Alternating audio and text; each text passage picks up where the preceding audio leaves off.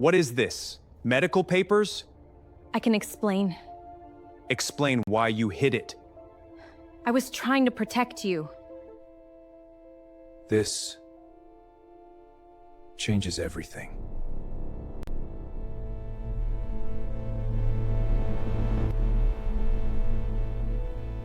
I thought this would bring us closer. He looked me dead in the eyes, and he said, "Get out." Not quietly, not gently. He said it like I was nothing, like the last 6 months meant nothing, like I meant nothing. I had his medication in my hand, his test results on the table, and he threw me out like trash. What he didn't know, I wasn't just a waitress who fell for the wrong man, I was the only person in Seoul who knew exactly what was killing him, and he just threw away his only chance. But here's what nobody told me that night. He already knew. He knew what I knew, and he threw me out anyway. That should have been my first warning. Let me back up. My name is Zara. 26, from Atlanta. Somehow ended up in Seoul teaching English. Money ran out fast. I took a waitressing job at a private members club downtown. The kind of place where the tablecloths cost more than my rent, where men in black suits ordered whiskey and said nothing. That's where I first saw him, Han Seo-jun, sitting alone at table 7 every Thursday night.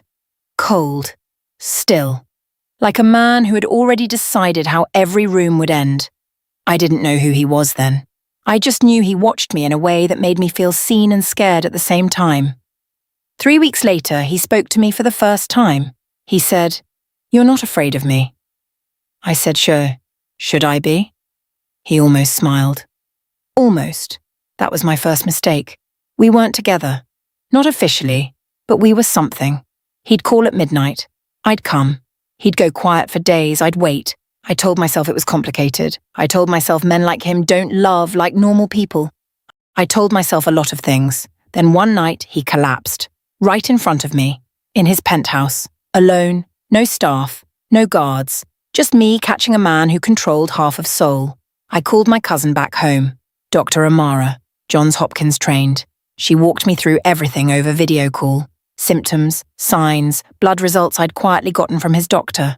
And she told me something that stopped my heart. "Zara, this is treatable, but only with a very specific compound. And only if treatment starts within the next few weeks." I had the name of the medication. I had the contact. I had everything. All I needed was for him to say yes.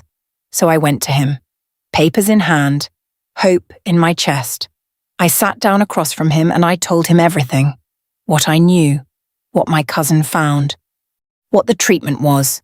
I thought he'd be relieved. I thought he'd finally let someone in. Instead, he stood up slowly, walked to the door, opened it, and said 4 words. "Get out of here." Not confused, not angry, decided, like he had already made up his mind before I even started talking. I said, "So June, I'm trying to help you." "I know," he said. "I know." And he still told me to leave. If someone ever threw away your help like it was nothing, subscribe. You're not alone. I left. What else could I do? I cried in the elevator. Walked home in the rain, told myself I was done, blocked his number, started applying for jobs back in Atlanta. 2 days later, my apartment was broken into, nothing stolen, but everything had been searched, drawers open, files moved, my laptop left on. I called the police, they came, they shrugged. Then a note appeared under my door, no name, no signature, just 6 words in English.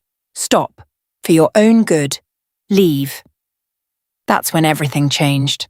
I'm not a woman who scares easy, but I'm not stupid either. I called my cousin Amara again, told her what happened. She went quiet for a long time.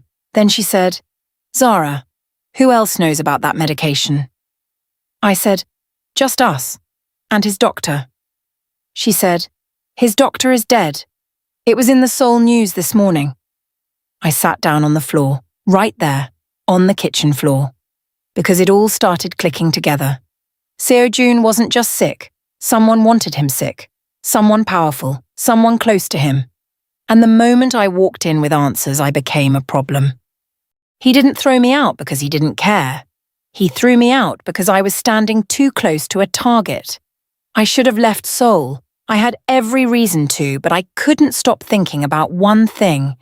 When he said, "I know," not, "You're wrong," not, "Get out," he said, "I know."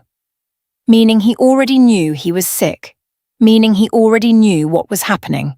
Meaning he looked at me, holding the thing that could save his life, and still chose to push me away. Why would a man do that? Unless staying would get me killed. I pulled up everything I could find on Han Seo-jun. Public records, court filings, old news stories, and I found a name that kept appearing. Han Dae-won, his uncle.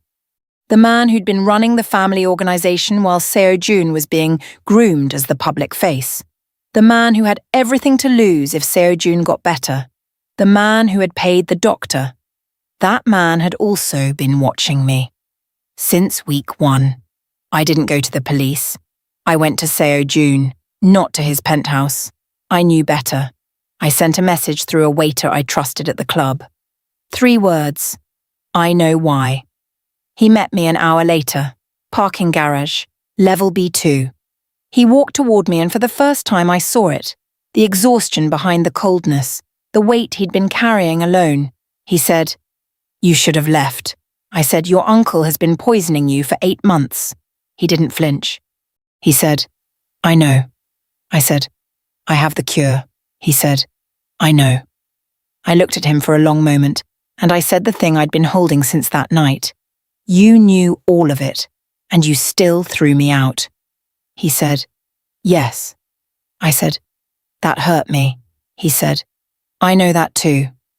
No apology, no explanation, just that. I know. And somehow that was the most honest thing he had ever said to me. Here's what I've been sitting with ever since. He wasn't wrong to protect me. What his uncle would have done to me was real. The danger was real. His decision, ugly as it was, probably saved my life. But pain doesn't disappear because the reason was good. I was still humiliated. I was still dismissed. I still cried on that elevator floor. Both things are true. He protected me, and he hurt me doing it. And I haven't decided yet if protection that breaks you is still protection. I gave him the medication. His uncle was removed from the organization 3 weeks later. Seo-jun is recovering. He hasn't called. I haven't either. Some doors you can close gently. Some you have to shut hard just to survive. I think we both know which kind this was. Comment below. If someone hurts you to protect you, does that make the pain okay? Drop your city. I want to know where my people are watching from. And if this story hits something real in you, subscribe. New stories every week. You don't want to miss what's coming next.